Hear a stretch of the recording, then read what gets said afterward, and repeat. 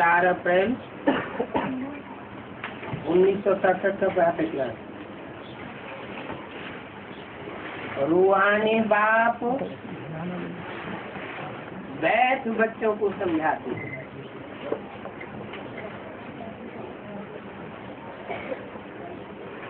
रूहानी बाप और जिस्मानी बाप, क्या अंतर हुआ? रूहानी माना सदैव रूह की स्टेज में रहने वाला,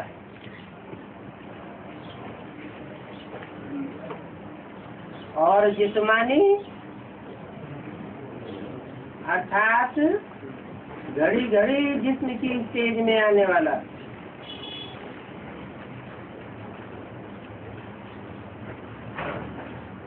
रूहानी बाप अर्थात शिव ज्योति बिंदु, वो कैसे बैठेंगे? रूहानी बाप बैठ बच्चों को समझाते हैं। जरूर कोई के तन में बैठते हैं।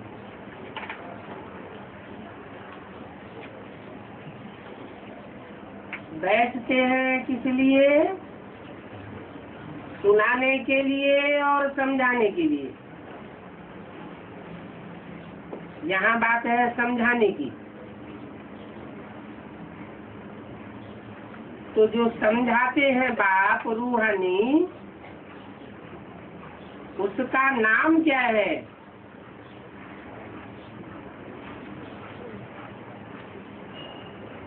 यहाँ जो बैठे हैं तो बच्चों को अच्छी रीत याद रहना चाहिए कि इस दुनिया में जो पार्ट है वो अब पूरा होता है। नाटक जब पूरा होता है तो सभी एक्टर्स समझ जाते हैं कि अभी हमारा पार्ट पूरा हुआ।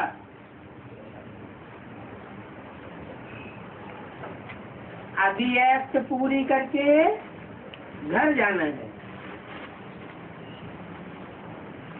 तुम बच्चों को भी बाप ने अभी समझ दी है। ये समझ और कोई में नहीं है। इसका मतलब सब बेसमझ है। तुम्हारे में भी अभी समझ है। बाप ने समझदार बनाया है। बच्चों, अब नाटक पूरा होता है और ये बेहद की बात है। बच्चों की बुद्धि में ये जरूर होना चाहिए कि अब बेहद का नाटक पूरा होता है। अब फिर नए सिरे चक्र शुरू होना है। नई दुनिया में सतयुग था और अब पुरानी दुनिया में इस कलयुग का अंत है। ये बातें तुम ही जानते हो। जिनको कि बाप मिला है वो ही जानते हैं। नए जो आते हैं उनको भी समझाना है कि अब पार्ट पूरा होता है। कलयुग अंत के बाद फिर सतयुग रिपीट होता है। जो भी सब हैं उनको वापस जाना है। अब नाटक पूरा होता है, इससे मनुष्य फिर समझ लेते हैं कि प्रलय होने वाली है। तुम जानते हो कि पुरानी दुनिया का विनाश कैसे होता है? विनाश होता है दुनिया का, परंतु भारत तो अविनाशी खंड है। क्यों अविनाशी खंड है? दूसरे धर्म खंड विनाशी क्यों है? पहले भी थे नहीं और अब भी रहेंगे नहीं। भारत पहले भी था और अभी भी रहेगा। तो प्योरिटी जहाँ होती है वो अविनाशी होती है।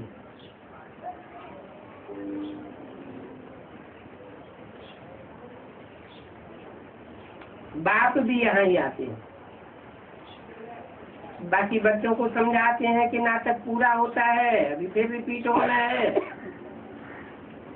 आगे नाटक का नाम भी तुम्हारी बुद्धि में नहीं था। कहने मात्र से तो कह देते कि ये सच्ची नाटक है और हम सभी एक्टर्स हैं।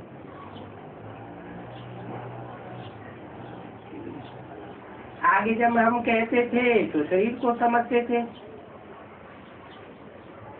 ये नहीं समझते थे कि शरीर कपड़ा है और आत्मा हम इस कपड़े को पहनने वाली है। तो अभी बाप कहते हैं अपन को आत्मा समझो और बाप को याद करो। अभी हमको घर वापस जाना है, वो स्वीट होम है।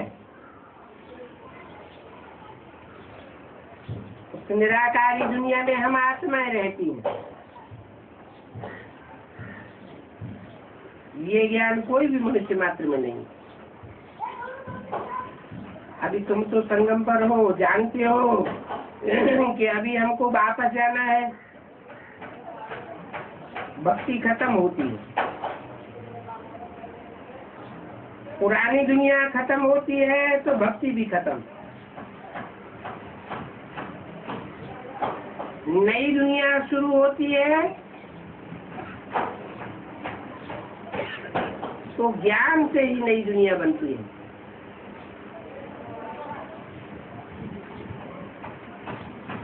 तुम जानते हो पहले पहले कौन आते हैं, कैसे ये धर्म नंबरवार आते हैं। धर्म पिताएं भी नंबरवार आते हैं। ये बातें कोई भी शास्त्र में नहीं। ये बात नई बातें समझाती। नए ज्ञान से नई दुनिया की स्थापना होती है और ये नया ज्ञान कोई और समझाए भी नहीं सकते। और ये बात भी एक ही बार आकर के समझाते हैं। ज्ञान सागर बाप आते ही एक बार है, जबकि नई दुनिया की स्थापना, पुरानी दुनिया का विनाश कराना होता है।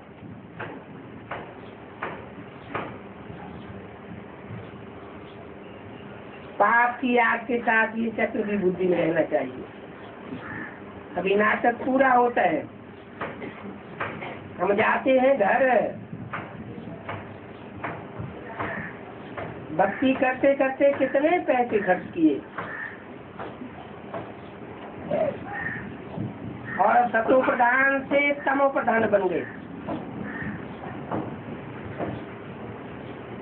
सारी दुनिया पुरानी हो गई।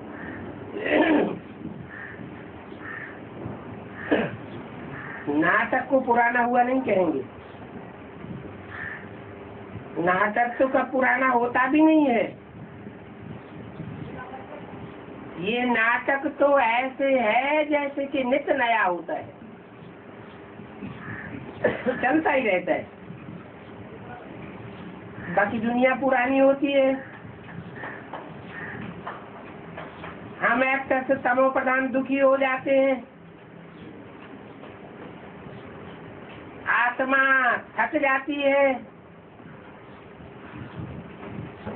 यहाँ आत्मा क्यों थकती है?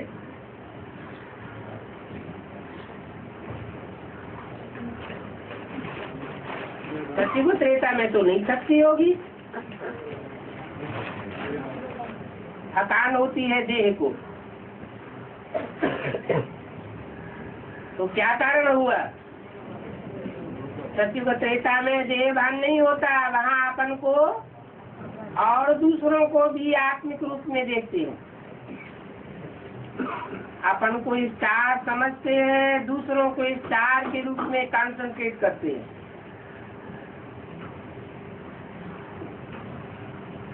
जब द्वैतवादी युग शुरू होता है तो देह बुद्धि में आ जाती है।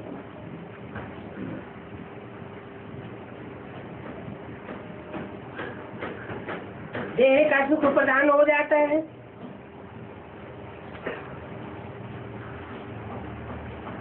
तो सतयुग में कोई नहीं थकता है।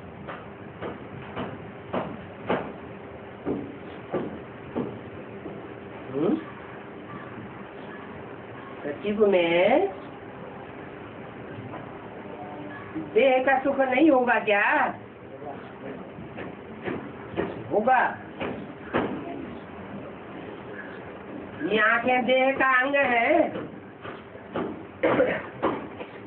देह का अंग तो है, लेकिन इन आंखों में रूह की पावर ज्यादा होती है। कहाँ? सतयुग में तो रूहानी दृष्टि होती है।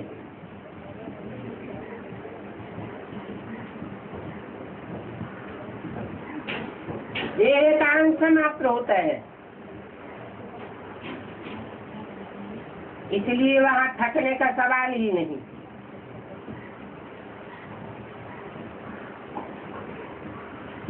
वहाँ कोई भी बात में थंग होने की, थकने की ऐसी बात नहीं होती है। कोई भी बात में, कौन कौन सी बात में?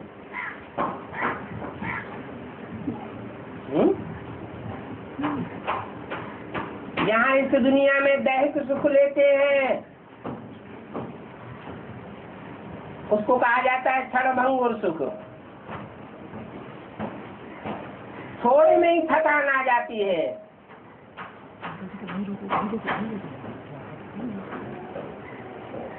और वहाँ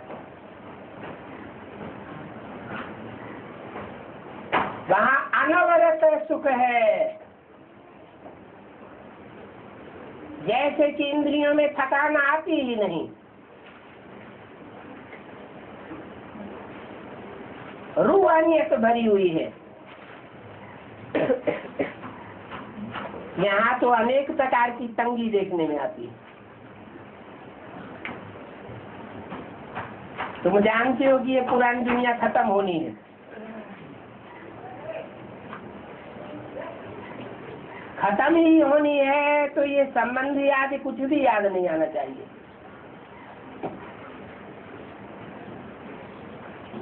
एक बाप को याद करना है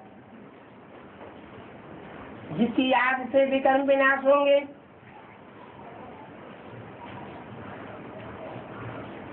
ये पाप कर्म भस्म करने का और कोई रास्ता नहीं है सिवाय एक व्याप की या प्यापी विचारी याद की। वो गीता में भी मनमना भावाक्षर है, परंतु तुम्हारे सिवाय कोई उसको समझ नहीं सकते हैं।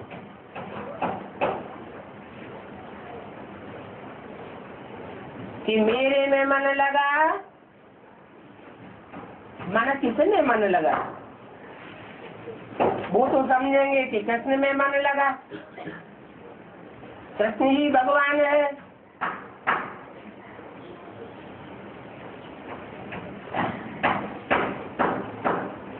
चाहे दुनिया वाले, चाहे तथाकथित ब्राह्मणों की दुनिया वाले, वो क्या समझेंगे? मन किसमें लगा है? कृष्ण उर्फ ब्रह्मा बाबा में लगा। अब तुम्हारी बुद्धि में बैठा हुआ है कि कृष्ण कोई भगवान है नहीं। कृष्ण उर्फ ब्रह्मा तो नीचे तबक्के में बैठा हुआ है, दुखधाम की ओर बैठा हुआ है, दुखधाम का अधिष्ठाता है।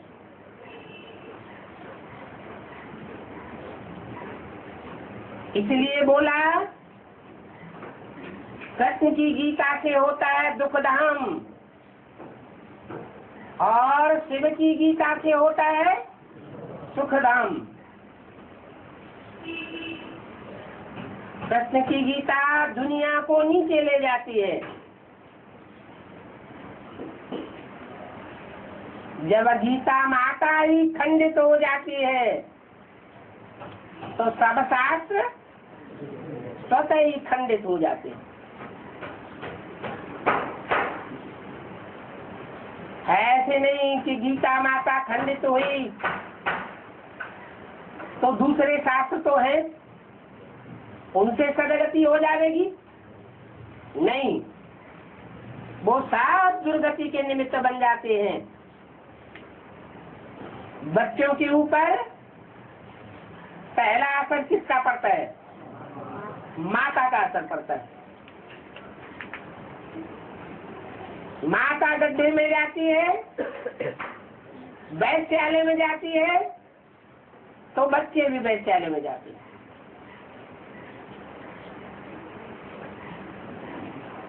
अभी बाप आए हैं इस वैश्यालय को शिवालय बनाने के लिए।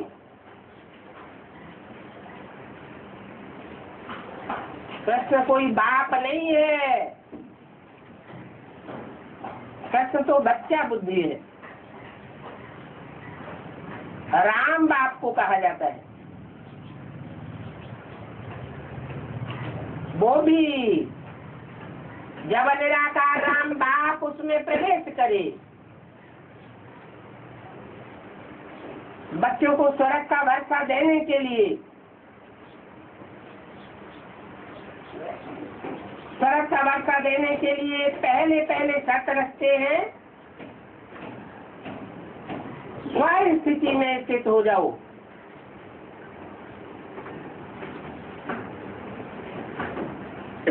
नर देहधारी को कहा जाता है। देह की स्मृति होने के कारण नर नरक ही बनाता है।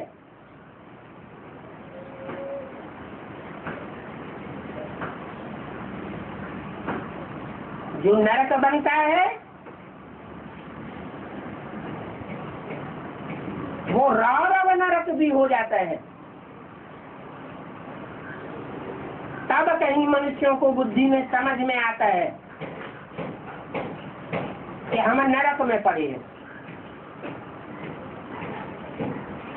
ये दुनिया मनुष्य गुरुओं की बनाई हुई है।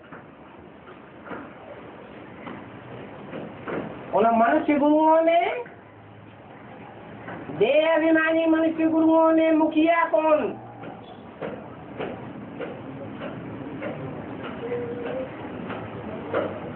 दयानंद, विवेकानंद, क्राइस्ट, इब्राहिम, मुखिया कौन? ब्रह्मा है मुखिया। इसलिए शास्त्रों में कहा हुआ है रावण और ब्रह्मा।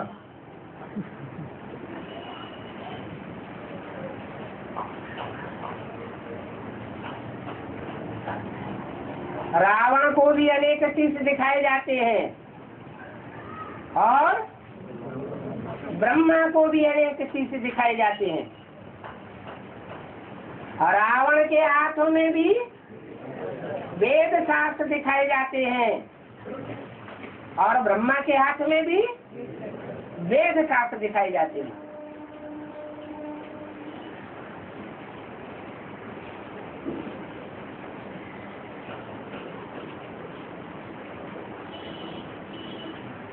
रावण के सर के ऊपर गधे का सिर दिखाया जाता है।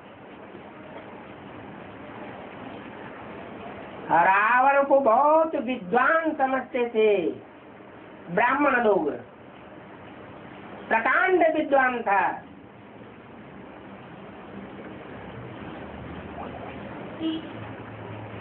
फिर गधे का सिर क्यों दिखाया जाता है?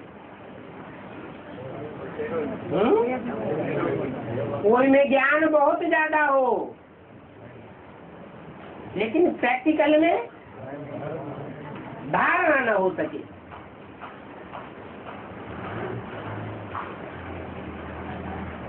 ज्ञान है लेकिन जब मौका पड़ा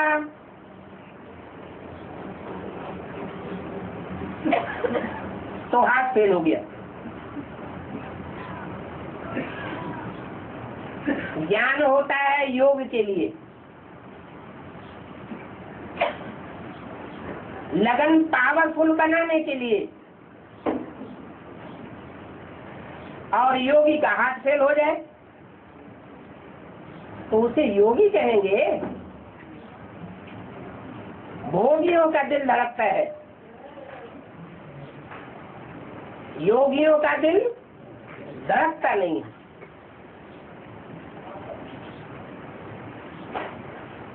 अभी बाप कहते हैं मैं सेवा आया हुआ हूँ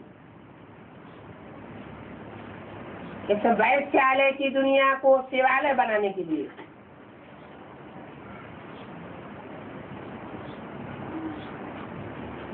तो मन मना भव, मेरे में मन लगा।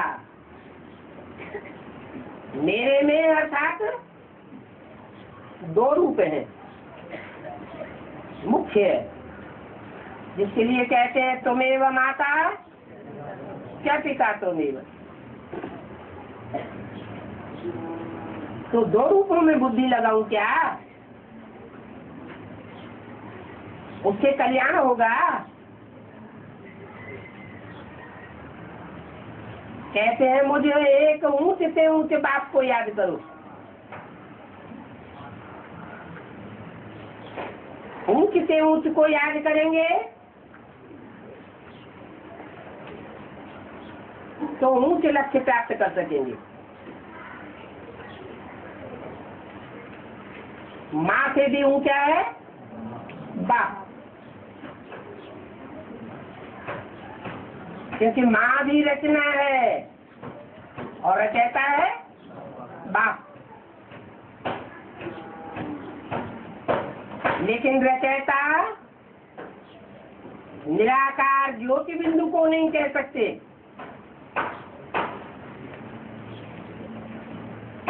रचना और रचयिता का संबंध तब ही बन सकता है जबकि दोनों साकार हो। इस सत्य रूपी रंगमंच पर पहली रचना सतयुग का पहला पत्ता कृष्ण बनता है,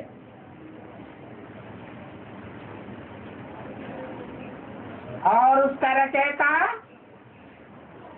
बीज बाप बनता है। लेकिन बीच में कौन आती है? माँ रूपी जड़ आती है। जड़ आधार है। श्रेष्ठ रचना कृष्ण का भी आधार है।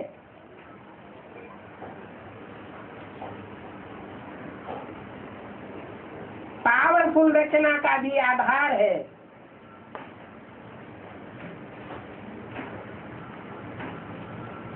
कृष्ण रचना है, माँ रचयिता है, लेकिन माँ को भी रचने वाला बाप है, बीज।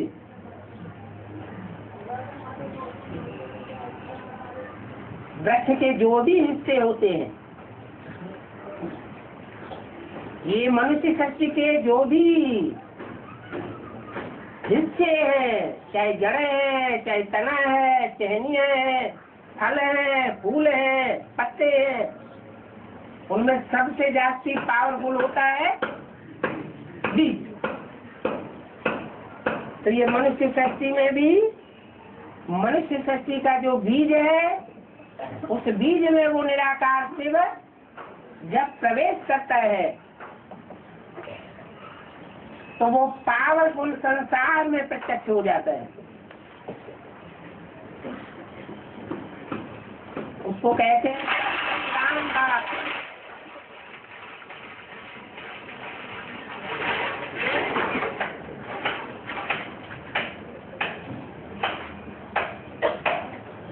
सर्वशक्तिवान बाप क्या सदैव सर्वशक्तिवान के रूप में प्रत्यक्ष होता है? माया भी तो सर्वशक्तिवान है। आधा कल्प बाप की शक्ति सर्वशक्तिवान के रूप में प्रत्यक्ष है, तो आधा कल्प माया की शक्ति सर्वशक्तिवान के रूप में प्रत्यक्ष है। क्यों? जब बाप ही कल्याणकारी है तो सदैव बाप ही कल्याणकारी होना चाहिए।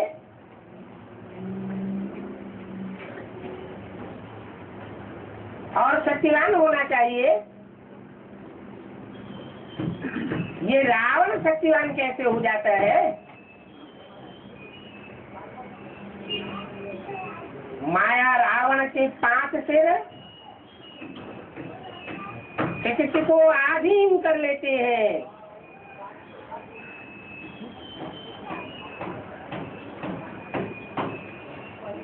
और जो इस मनुष्य सृष्टि का पिता है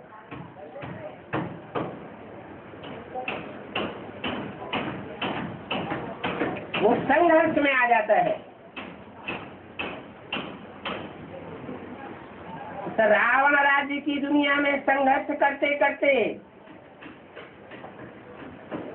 कितने हजार वर्ष बीत जाते हैं? 2500 वर्ष बीत जाते हैं। रावण से युद्ध करते करते एक जन्म की बात नहीं है। कितने जन्मों की बात है? 63 जन्मों की बात है। ऐसा क्यों होता है?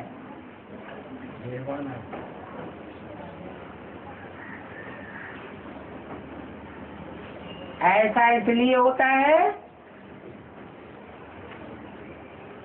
कि वो बीज रूप बाप अपने स्वरूप को भूल जाता है। क्या स्वरूप? मैं ज्योति बिंदु आत्मा हूँ। और जब ज्योति बिंदु आत्मा हूँ यही बात भूल गई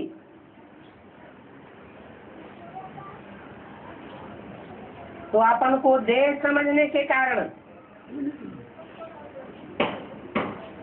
माया रावण के 5 सिरों की चक्करी में आ जाता है। जैसे प्रकृति के 5 तत्व माया रावण अपने अधीन कर लेता है।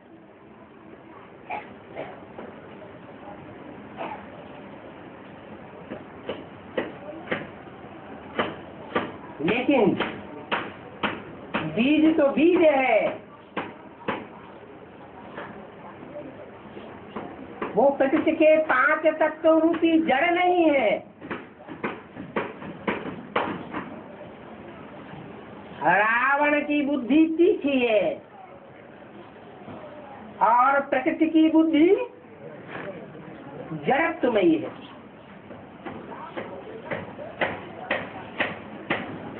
अपन को जड़ शरीर समझने के बावजूद भी उस शरीरधारी में जन्म जन्मांतर वो बीज आत्मा निवास करती है और आत्मा का कभी विनाश नहीं होता है। इसलिए विस्मृति होने पर भी संघर्ष करती रहती।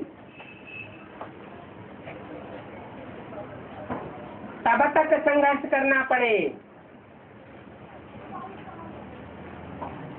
जब तक देह का अहंकार चूर चूर न हो जाए।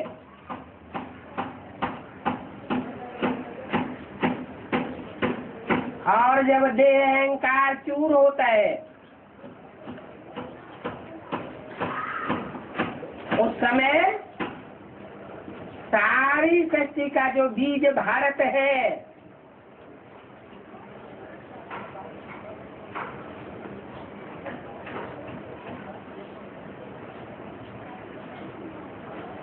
उस समय नास्तिक बन पड़ता है। मुरली में भी बोला है, इस समय भारत पूरा नास्तिक है।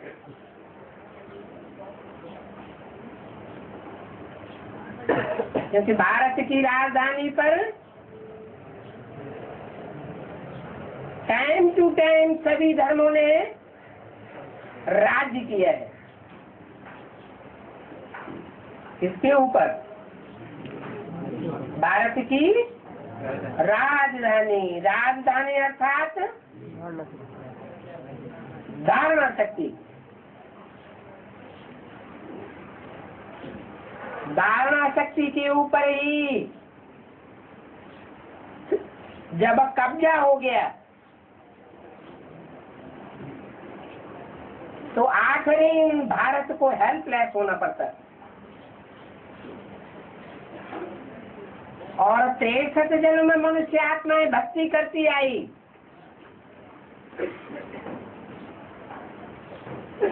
अंधश्रद्धा में गिरती चली आई।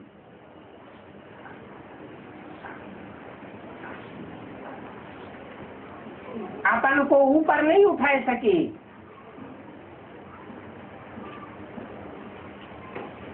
भक्ति करते करते पर ही छिप गई। चाहे बीए हो, चाहे एमए हो, चाहे पीएचडी पास किया हो, चाहे डीलिट किया हो, वो भी भक्ति में क्या करते हैं? अंधश्रद्धा की बातों को अपनाते रहते हैं।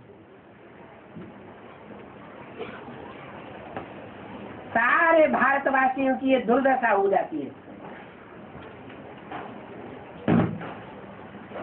उस समय भारत पूरा नास्तिक बन जाता है, देहभान में चूर होकर।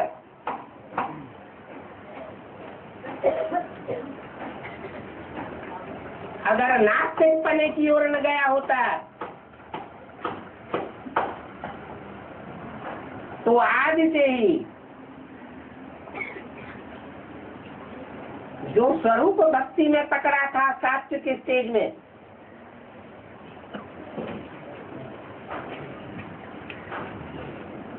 कि परम पिता का ये रूप है, जो सोमनाथ मंदिर में राजा विक्रमादित्य को सजेस्ट किया था। क्या सजेस्ट किया था?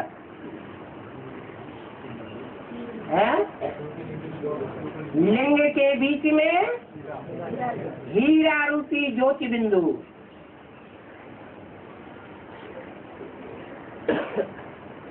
वो शिव की यादगार है।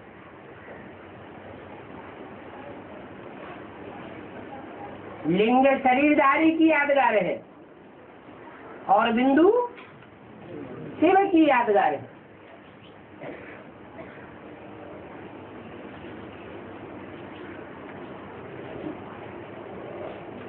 वो बात विस्मृति होती चली गई।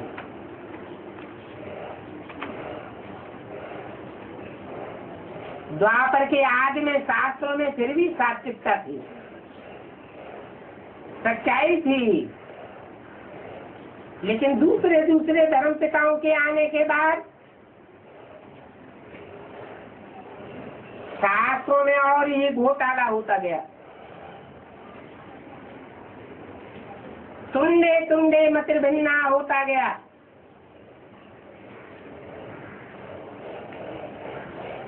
और भारत नास्तिकता की ओर बढ़ता गया।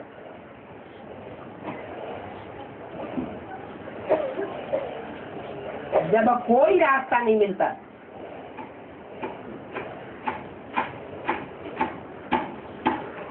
तो अंत में कौन याद आता है?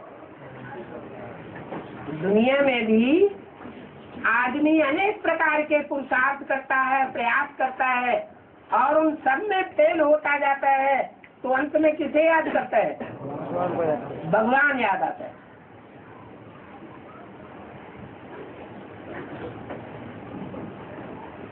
लेकिन भगवान को जानते नहीं, याद आने से कोई फायदा नहीं।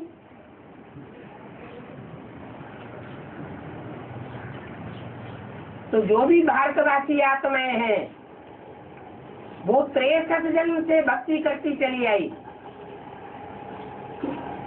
भगवान को पुकारती आई, बुलाती आई, और उनकी आवाज को भगवान ने नहीं सुना।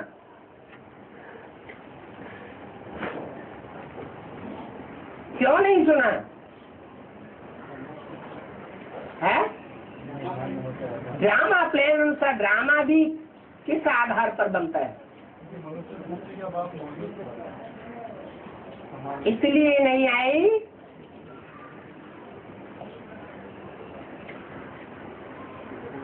कि वो सब झूठे हो जाते हैं।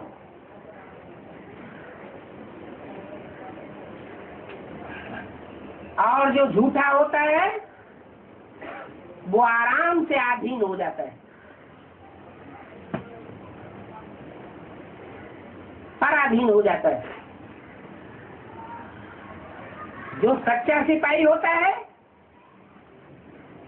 वो मरते मरते मर जाता है, लेकिन सर नहीं झुकाता, पीठ नहीं दिखाता।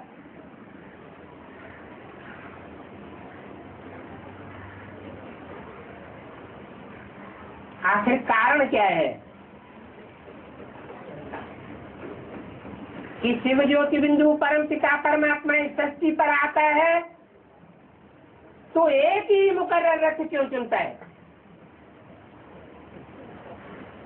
और भी तो है।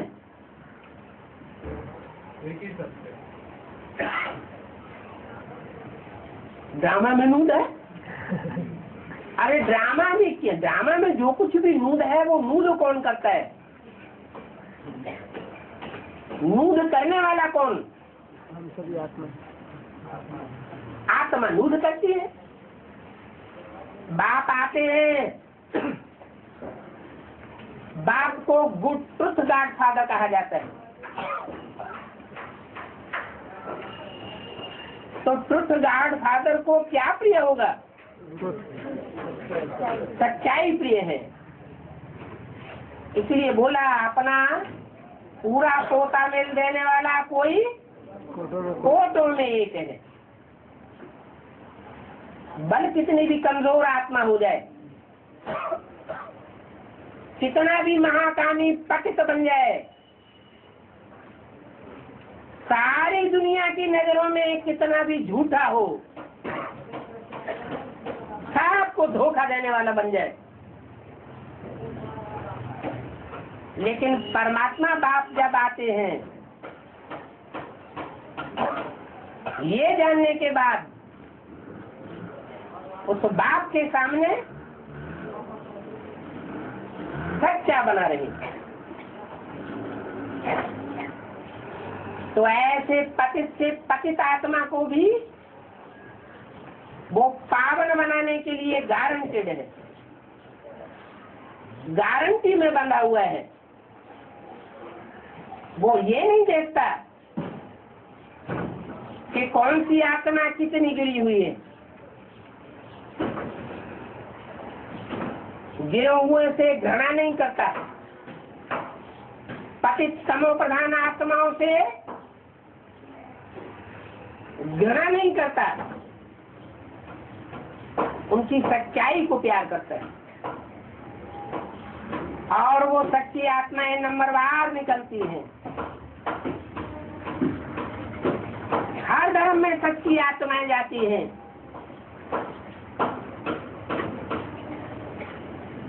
कन्वर्ट होकर के उन कन्वर्ट हुई आत्माओं को बाप संगम युग में आकर के इकट्ठा करता है। उनमें भी नंबरवार है। कोई पूरा पुरुषार्थ करने वाली है, सच्चाई के लिए, और कोई परिस्थितियों में हिलक जाती है।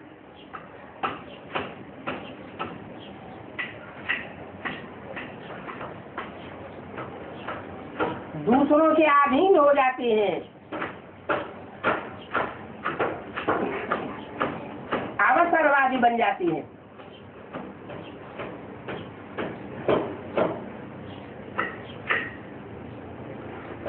तो ये सच्चाई का नंबर,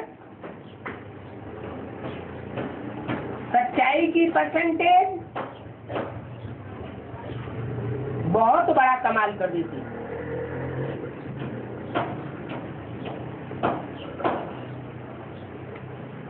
संसार में उच्च पद और नीच पद सच्चाई के आधार पर बनते हैं।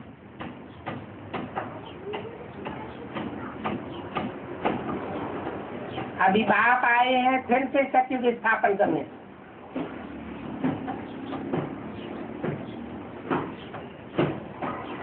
और सत्य बाप आते हैं तो फिर से प्रकृति का आधार लेते हैं।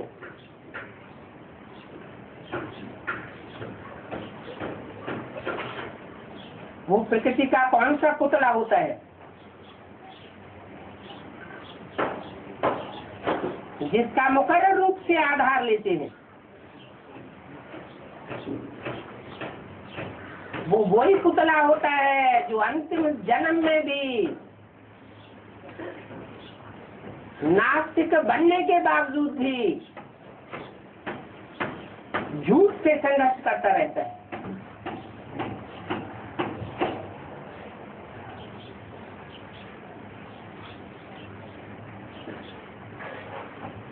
उस स्वरूप को कहा जाता है गीता का भगवान।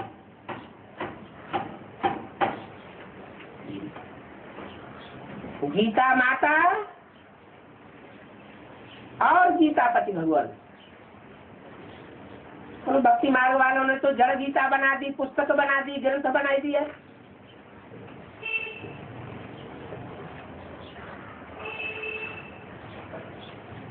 यहाँ तो माता भी चैतन्य है,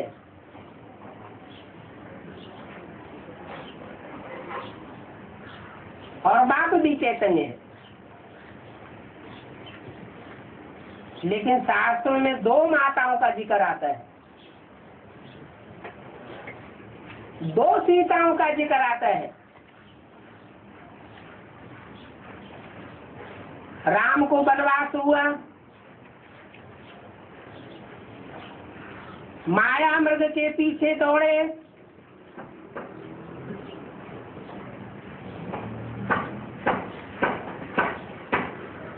तो असली सीता से बोला तुम पावक में करो निवास, तुम योगाग्नि में निवास करो, तब लगी करो निशाचर नासा। तब तक इन निशाचरों का मैं नाश करता हूँ। असली सीता को योगाग्नि में बैठा दिया, और रावण के पंजे में वो सीता आई जिसका सोने का मूर्ति का रूप बना के रख दिया, और धातुएं होती हैं, नंबरवार होती है, कम कीमत की होती है, और सोना बेस कीमती माना जाता है। इसलिए क्यों कहा जाता है सच्चा सोना है? सच्चा सोना अर्थात सच्चाई है। तो सच्चे सोने की सीता बनाकर बैठा दी, और रावण उसको अपहरण करके ले जाता है। क्या? इसलिए अर्पण रावण ले जाता है। जब सच्ची है, सोने की सीता है, तो रावण कैसे ले जाता है?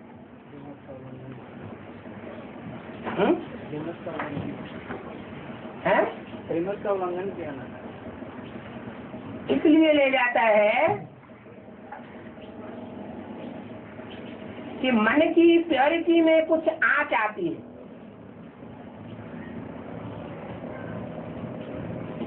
तो ले जाता है। रावण सिर्फ सोने की सीता को ही नहीं ले जाता,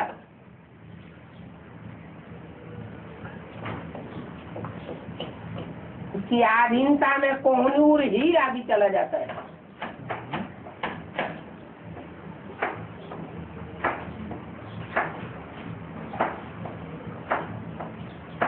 कौन है नूर हीरा? जिस हीरे की कीमत आज तक कोई ने नाप नहीं पाई।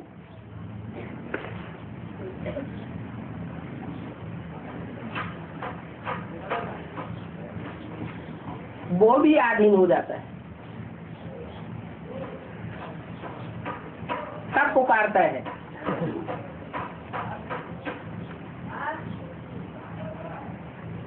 अदृश्य शक्ति को पुकारता है और वो अदृश्य शक्ति हाजिर हो जाती है।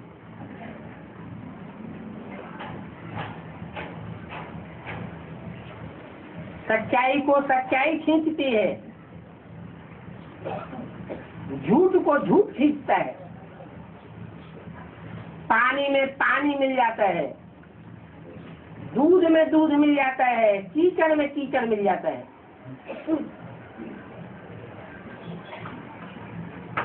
वो सुप्रीम सोल बाप जो सदैव कल्याणकारी शिव है,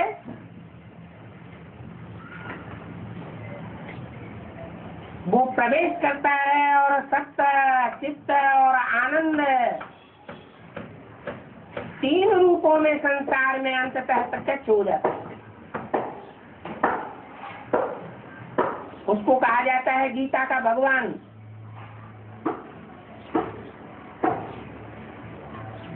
और वो गीता का भगवान सारी सृष्टि का कल्याण करता है। तो पहले किसका कल्याण करेगा? हैं? पहले किसका कल्याण करेगा? जिसमें प्रवेश किया। अरे पहला नंबर कोई तो होगा जिसमें प्रवेश करता है, उसका नहीं।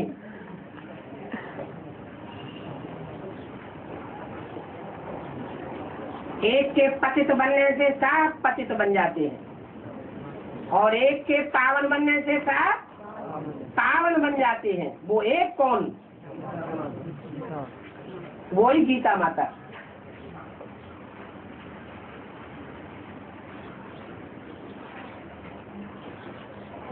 उसका उद्धार पहले होता है। मुरली में तो बोला हुआ है कि फॉर माय सेक प्योर बनो।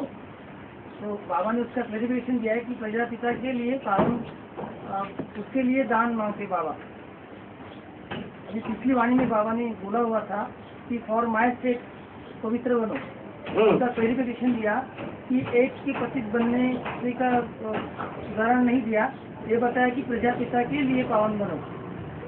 वो तो बाप ने इसलिए बताया कि बाप का सारा मदार माता के ऊपर है।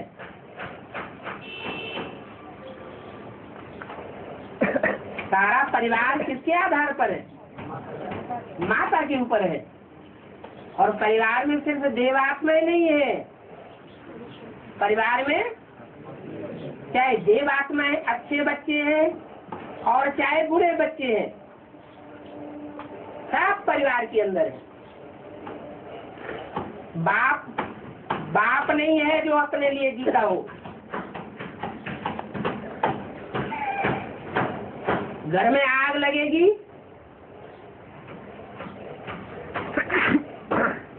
तो सच्चा बाप अपनी सेफ्टी पहले कर लेगा।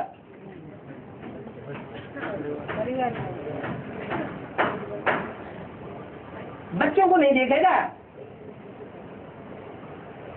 तो उसका अर्थ भी समझना है। फॉर माई सेक माना मेरे अंदर क्या समाया हुआ है? नाम तेसु ते मये।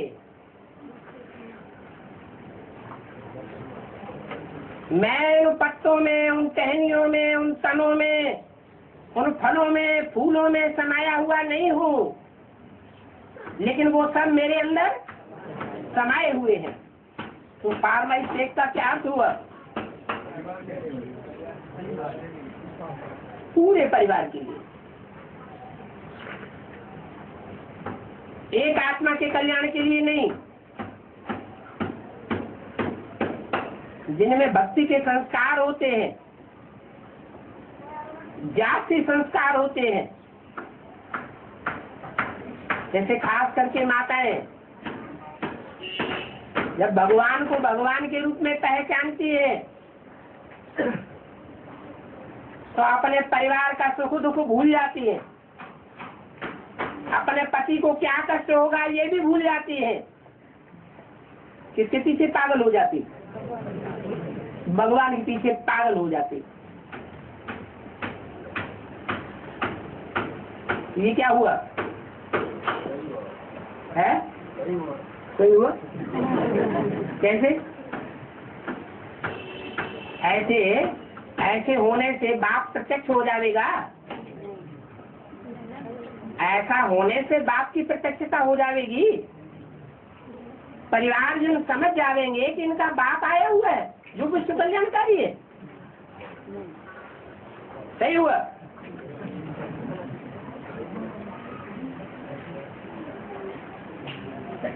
तो बाप विश्व कल्याणकारी है।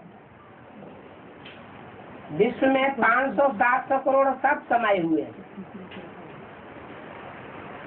और उन 500-700 करोड़ मनुष्यों के आधार पर कीड़े मकोड़े, पशु पक्षी पतंगे सबका जीवन बनता बिगड़ता है।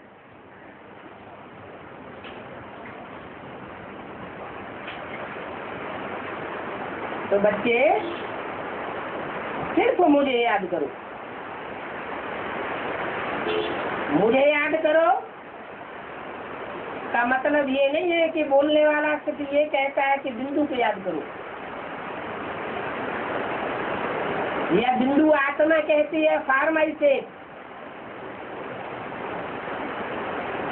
बिंदु की सुरक्षा और असुरक्षा का कोई सवाल ही पैदा नहीं होता। और वो बिंदु जिसमें प्रवेश करता है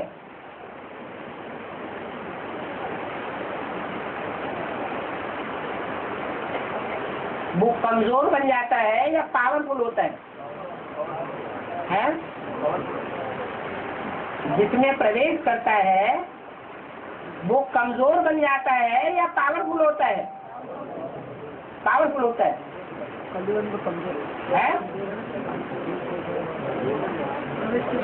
देवान में होता है या आत्माभिमान में होता है? पहले आत्माभिमान में नहीं होता, देवान में होता। तो देवान में होने से आत्मा कमजोर होती है या पावरफुल हो जाती है? कमजोर हो जाता है।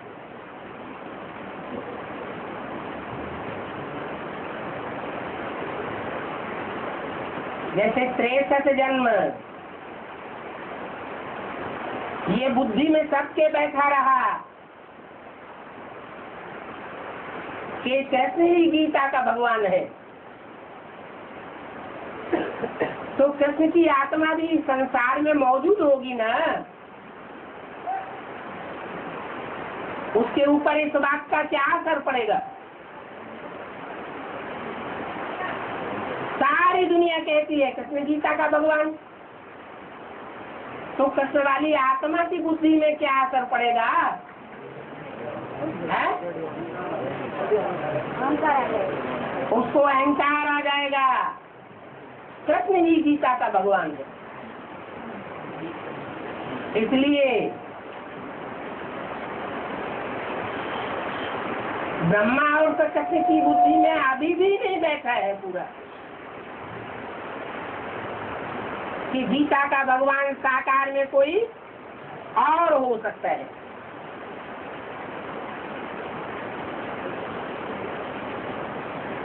और वो हो सकता है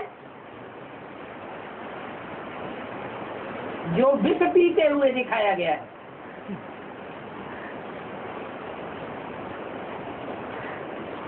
क्योंकि मुरली में तो बाबा ने विष पीने के लिए मना किया हुआ है, मना किया हुआ है या छुट्टी दे दी है?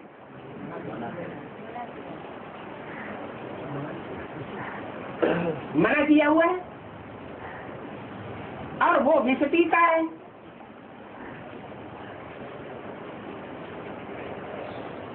तो विष पीने वाला, जो खुद विष पीने वाला है, वो सारी दुनिया को निर्विष बना सकेगा?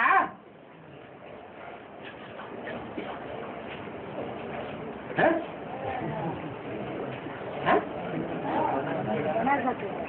वो कह रहे नहीं है? हाँ हाँ, जो सारी दुनिया का विष पीने वाला है वो दूसरों को निर्विष कैसे बनावेगा?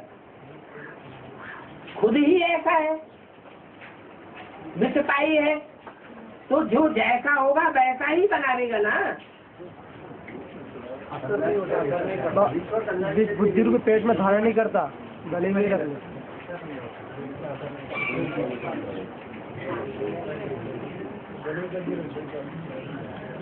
इसलिए कहते हैं सदगुरु, सदगुरु की बात माननी चाहिए, लेकिन सदगुरु के कर्मों को फॉलो नहीं करना है। इसलिए मुरली में भी बोला है, शंकर समान पुरुषार्थ नहीं करना है, शंकर बन करके नहीं बैठ जाना है, ब्रह्मा को कर्मों में फॉलो करना है, बात मेरी मानना है। बाप समान बनना बोलते, हाँ बनो, बने तो क्या हुआ फिर? उसका अर्थ क्या होता है? उसका अर्थ क्या? बाप समान का ताकत भी तो होनी चाहिए।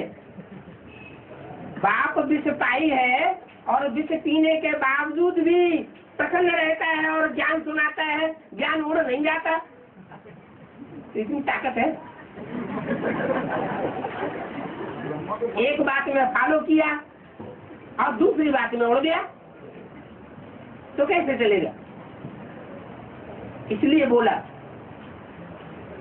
कि कर्मों में ब्रह्मा को फॉलो करना है और बात मेरी माननी है, उल्टा नहीं करना। गीता को भगवान मानने का जो कर्म है वो तो ब्रह्मा की तो नहीं करती ना? है जी, उसको गीता का भगवान समझती है वो सोल। हाँ, उसको फॉलो क्यों करने का? उसको क्यों फॉलो करने का? उसके कर्मों को। उसने जो कर्म किए हैं, कर्म कैसे किए हैं? उसने जो कर्म किए हैं सन 68 तक, 18 जनवरी तक, वो कर्म कैसे किए हैं? विकारी कर्म किए हैं क्या? ज्ञान नहीं था ना उनकी बुद्धि में, कोई ज्ञान तो था नहीं। ज्ञान नहीं था। ज्ञान न होने के बाद वैष्णो देवी में ज्ञान है क्या? जो वैष्णो देवी का पार्ट बजाने वाली है उसमें ज्ञान है क्या? उसमें भी ज्ञान नहीं है। लेकिन क्या है? कोई ज्ञान का एक पॉइंट बुद्धि में नहीं बैठ रहा है कि साकार में गीता का भगवान कोई दूसरा हो सकता है। 63 जन्मों से ये संस्कार भरा हुआ है उस आत्मा में। क्या जैसे और गुरुओं में भरा हुआ है कि वो हम ब्रह्मास्मि, ऐसे ही उस आत्मा में भी क्या भरा हुआ है? ब्रह्मास्मि और शिवो हम, मेरे में ही शिव ने पहले प्रवेश किया। लेकिन कि आज की बात उनकी बुद्धि में थी क्या?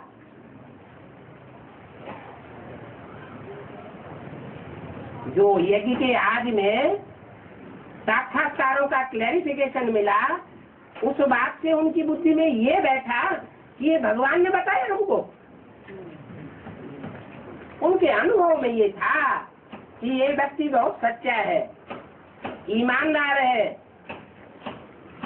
सच्चाई और ईमानदारी के अनुभव के आधार पर दुकान का आधा हिस्सा उसे सौंप दिया। आधी कमाई तुम्हारी या आधी कमाई हमारी, और खुद निश्चिंत हो गए।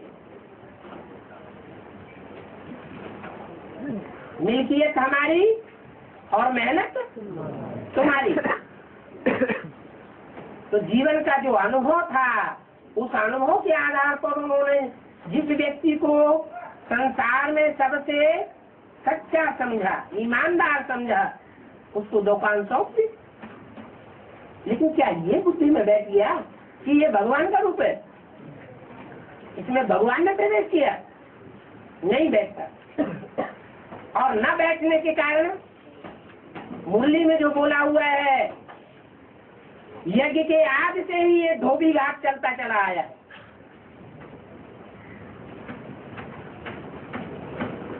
तो जो परमात्मा पार्ट अभी था, वो परमात्मा पार्ट पहले भी था। पहले था प्रजापिता ब्रह्मा के रूप में।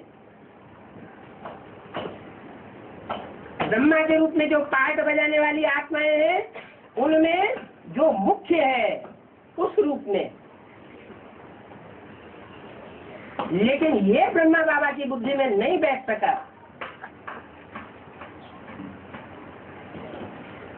कि ये दिशपाई पार्ट है, ये हजम कर सकता है। योगियों का ईश्वर के रूप में संसार में प्रकट होने वाला है। इसलिए संसार में जब अपोजिशन हुआ तो ब्रह्मा बाबा तो डर गए। पहले ही सिंध हैदराबाद छोड़ करके अकेले कराची भाग गए।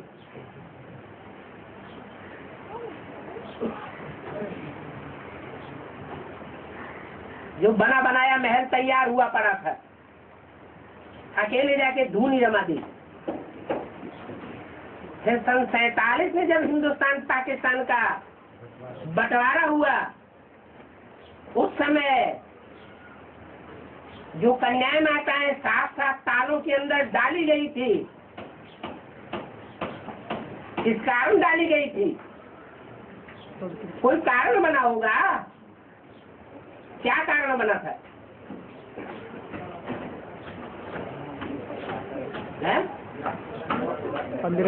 अरे यही कारण बना था कि परमात्मा के उस अजूबे गरूबे पार्ट को, अर्धंगे पार्ट को कोई ने पहचाना नहीं था। सिर्फ स्वयं ब्रह्मा की आत्मा ने नहीं पहचाना, तो दूसरा कोई कौन पहचानेगा? और 2 पार्टियां बन गई यज्ञ में। विनाश वाला यज्ञ कुंड से ही प्रज्वलित हुई, आज में ही। तो जो कन्याएं माताएं तारों के अंदर बंधन में आ गई, तब तक बंधन में रही।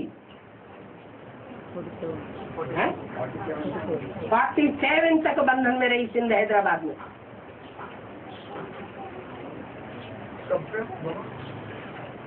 उसी समय से शुरुआत से थी, जब से झगड़ा हुआ 2 पार्टियों के बीच में।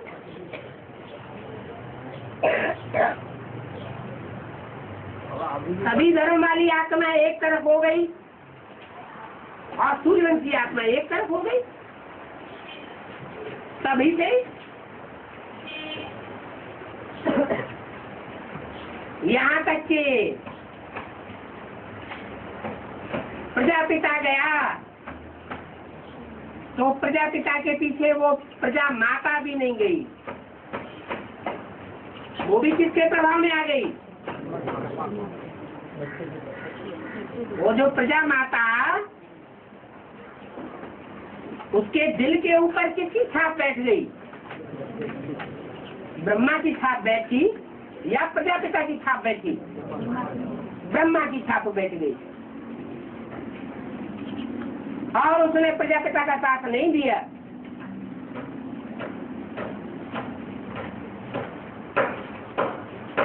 सिर्फ इसी बात को लेकर के।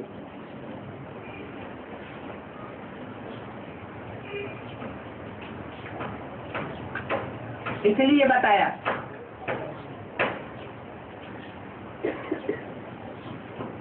कि एक होता है ज्ञान को सुनना और सुनाना। ज्ञान को सुनने और सुनाने की फाउंडेशन किसके द्वारा डाली गई है? माता के द्वारा।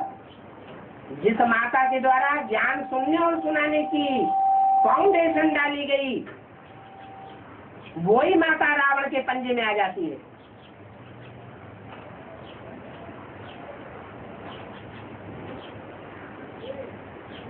ब्रह्मा तो पावरफुल नहीं थे। पावरफुल होते तो अरसक में हाथ फेल नहीं हो जाता। बच्चों का मुकाबला करते।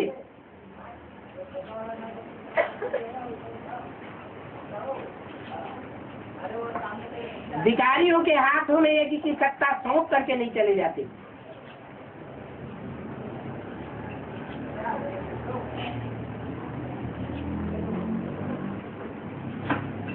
अब बाप तो इस धरती पर आ चुका, वो तो वापस जाने वाला नहीं है। उसे तो शूटिंग का करिश्मा दिखाना है बच्चों को। बेसिक नॉलेज की शूटिंग हुई, एडवांस नॉलेज की भी शूटिंग सामने है। बेसिक नॉलेज की शूटिंग में अंततः कलयुगी शूटिंग में रौरव नरक बनता जा रहा है, और एडवांस नॉलेज की शूटिंग में भी अंततः क्या होगा? हैं? उससे भी ज्यादा नरक बन गया। ये बीज रूप आत्माओं का जखीरा है, और माँ उनके कंट्रोल में आ जाती है। बाप तो कंट्रोल में आने वाला नहीं है। धरो अपनी धर्मशाला। अलग को मिला अल्लाह, दे बादशाही सारी भागीदार को सौंप दी। पति का भागीदार कौन होता है?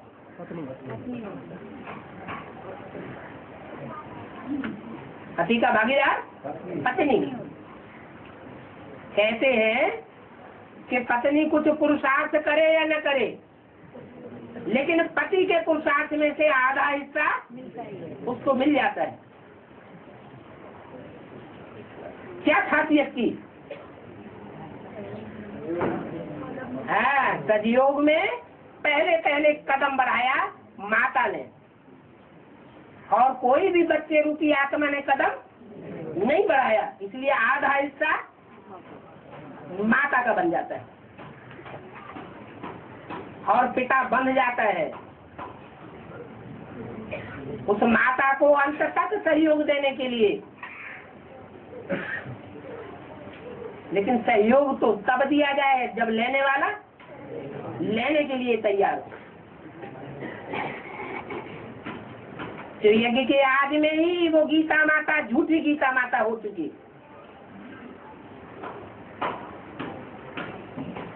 उस झूठी गीता से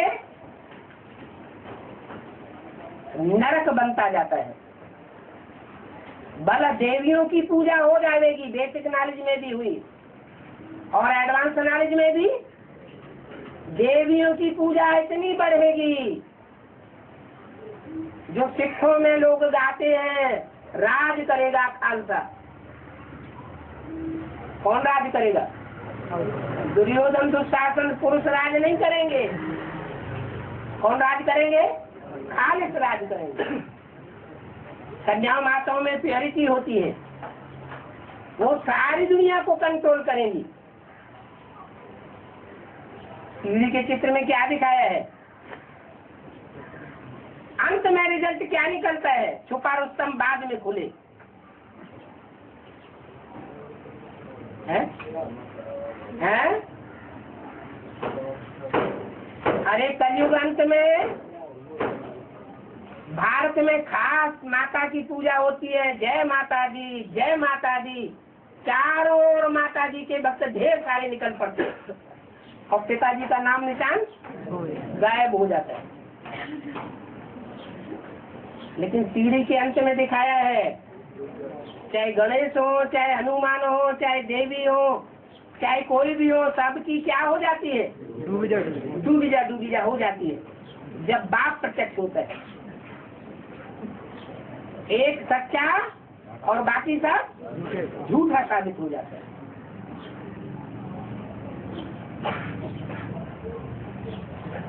ओम शांति।